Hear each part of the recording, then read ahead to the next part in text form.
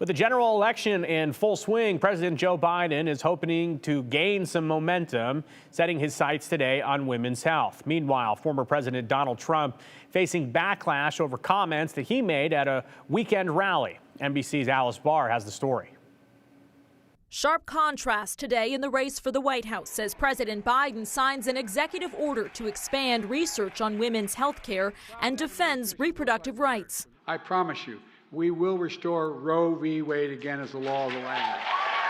While former President Trump defends himself over several inflammatory comments at a weekend rally, most notably using the word bloodbath while talking about Chinese car manufacturers. We're going to put a 100% tariff on every single car that comes across the line, and you're not going to be able to sell those cars if I get elected.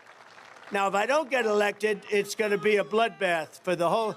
That's going to be the least of it. The former president on social media insisting he was simply referring to imports that are killing the auto industry. But the Biden campaign rejects that, releasing a new ad highlighting what they call a pattern of Mr. Trump calling for political violence. They're accusing him of wanting another January 6th.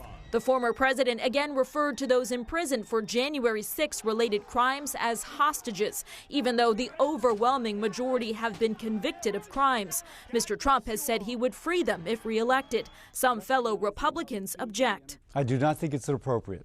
We're a nation of laws, and those folks were convicted. Many times they pled guilty. Facing his own legal challenges, former President Trump's attorneys now say they've been unable to secure a bond for the $464 million civil fraud judgment against him over his company's business practices. In Washington, Alice Barr, NBC News.